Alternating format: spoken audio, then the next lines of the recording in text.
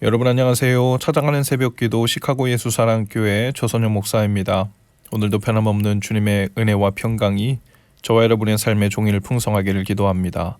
오늘 말씀은 요한복음 4장 46절에서 54절까지 말씀입니다. 제가 읽어드리지요. 예수께서 다시 갈릴리 가나에 이르시니 전에 물로 포도주를 만드신 곳이라. 왕의 신하가 있어 그의 아들이 가버나움에서 병들었더니 그가 예수께서 유대로부터 갈릴리로 오셨다는 것을 듣고 가서 청하되 내려오셔서 내 아들의 병을 고쳐주소서 하니 그가 거의 죽게 되었음이라. 예수께서 이르시되 너희는 표적과 기사를 보지 못하면 도무지 믿지 아니하리라. 신하가 이르되 주여 내 아이가 죽기 전에 내려오소서. 예수께서 이르시되 가라 내 아들이 살아있다 하시니 그 사람이 예수께서 하신 말씀을 믿고 가더니 내려가는 길에서 그 종들이 오다가 만나서 아이가 살아있다 하거늘 그 낫기 시작한 때를 물은즉 어제 7시에 열기가 떨어졌나이다 하는지라. 그의 아버지가 예수께서 내 아들이 살아있다 말씀하신 그때인 줄 알고 자기와 그 온 집안이 다 믿으니라. 이것은 예수께서 유대에서 갈릴리로 오신 후에 행하신 두 번째 표적이니라. 아멘. 예수님은 갈릴리에 계시다가 가나 지방으로 가셨습니다. 그곳은 예수님이 물로 포도주를 바꾼 곳이죠. 이미 그 가나 지방에는 예수님의 그 첫 번째 표적, 그 기적에 대한 소문이 파다한 곳이었죠. 그런데 가버나움에 살고 있던 왕의 신하가 있었는데 그의 아들이 병이 들었다는 거예요. 그것도 거의 죽게 된 심각한 병이었죠. 그는 수소문한 끝에 예수님에 대한 소문을 들었을 것입니다. 특별히 물을 포도주로 만든 그 사건에 대한 소문을 들었을 가능성이 크죠. 그런 신비한 기적을 일으킬 수 있는 분이라면 분명 자기 아들의 병도 낫게 하실 수 있을지도 모른다는 생각에 미쳤을 것입니다.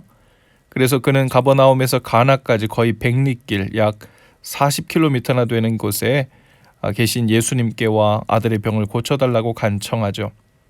그런데 이상하게도 예수님의 반응이 냉담합니다. 그리고 예수님은 그가 표적을 보고 즉 신기한 기적을 보고 예수님을 찾아온 것에 대해 경계하신다고 말씀하십니다. 언뜻 생각하면 표적은 많을수록 그리고 확실할수록 좋다고 생각이 들 수 있죠.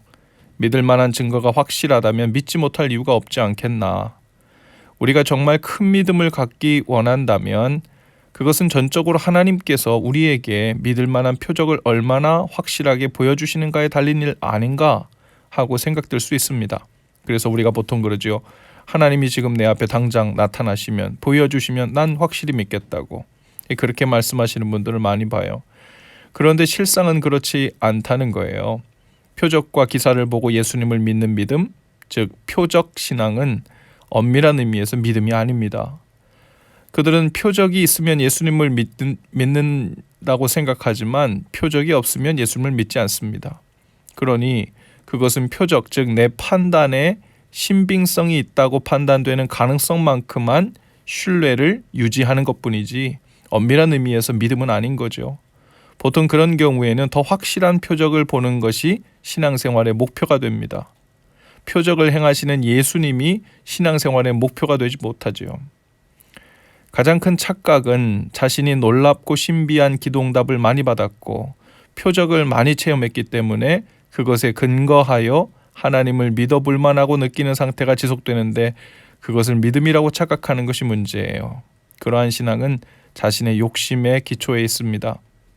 그들은 아무리 신비한 표적을 많이 보아도 만족하지 못하고 계속해서 더 큰 표적을 구하죠. 예수님이 오병이어로 5,000명을 먹이자 무리들은 계속 떡을 달라고 했어요.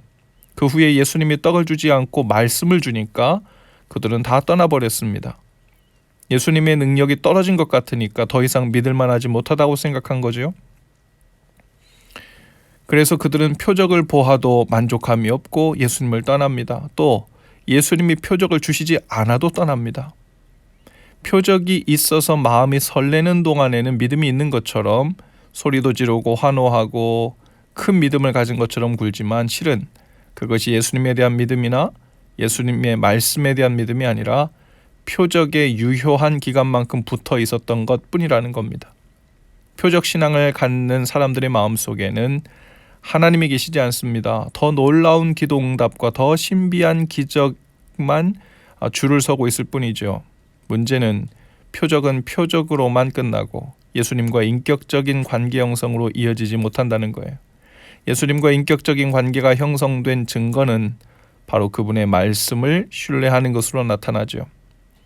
그래서 예수님은 표적에 기초한 신앙을 경계하시면서 마태복음 16장 4절에서 이렇게 말씀하셨죠. 악하고 음란한 세대가 표적을 구하나 요나의 표적, 즉 십자가에서 죽으시고 사흘 만에 부활하시는 표적밖에 너희에게 보여줄 것이 없다라고 하십니다. 그 외에 다른 표적들은 허무한 것이라고 말씀하십니다. 말씀에 기초하여 예수님을 믿는 신앙을 갖기를 원하신 거죠. 먼저 주님과의 인격적인 관계 안에 있는 증거로 그분의 말씀을 믿으면 그 다음에 표적을 보게 되기도 하는 겁니다. 표적을 보고 믿음이 생기는 것이 아니라 말씀을 먼저 믿을 때 표적을 보게 된다는 것이 순서죠. 다니엘의 세 친구는 믿음으로 살면 표적을 주실 것을 믿었습니다. 아무런 표적도 없는 상태에서 그들은 하나님을 신뢰하고 풀무불에 들어갔죠. 그리고 그들은 하나님이 만일 기대한 표적을 보여주시지 아니할지라도 그리 아니하실지라도 하나님을 믿겠다고 결단했습니다. 그러자 그들은 모두 하나님의 놀라운 표적을 경험하게 됐죠.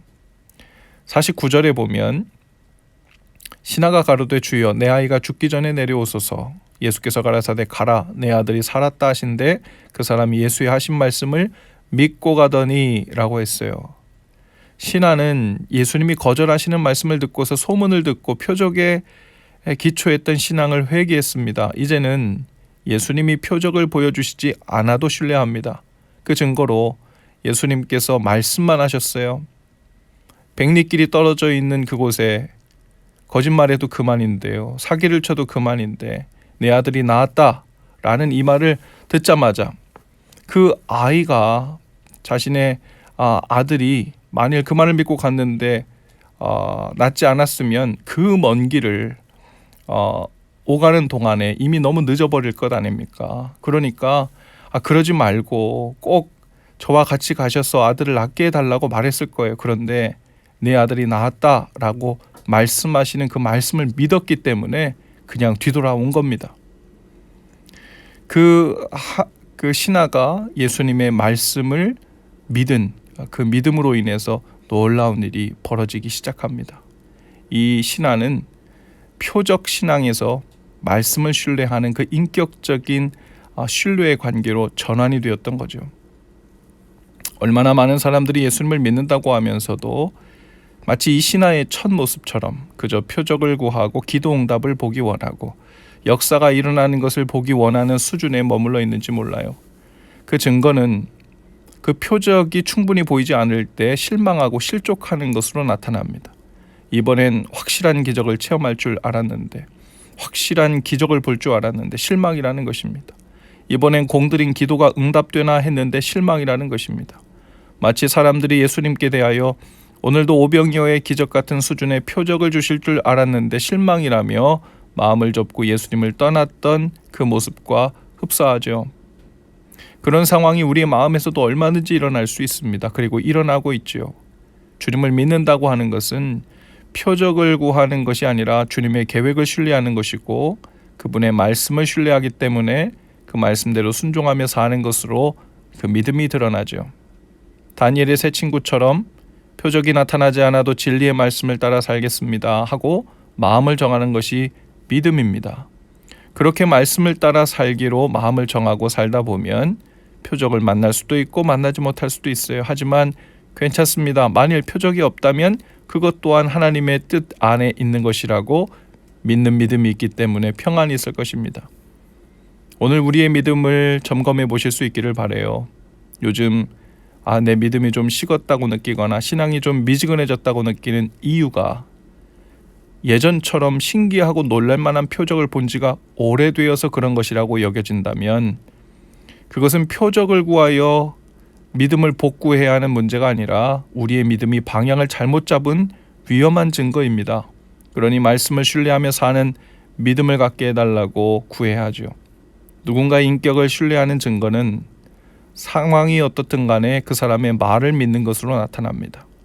오늘 우리가 예수님을 믿는다고 하는 증거는 그분의 말씀을 어떤 상황 속에서도 믿고 신뢰하며 살고 있는가로 드러나는 거죠.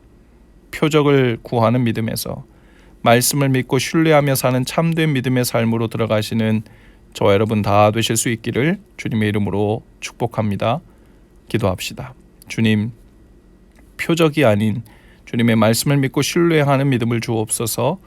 표적을 붙드는 삶이 아니라 흔들림 없는 진리의 말씀을 붙들고 사는 것을 통해 인격이신 주님을 만나고 우리의 믿음을 보이는 날이 되게 하옵소서. 예수님 이름으로 기도합니다.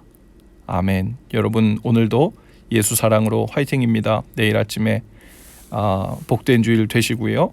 월요일 아침에 다시 찾아뵙겠습니다.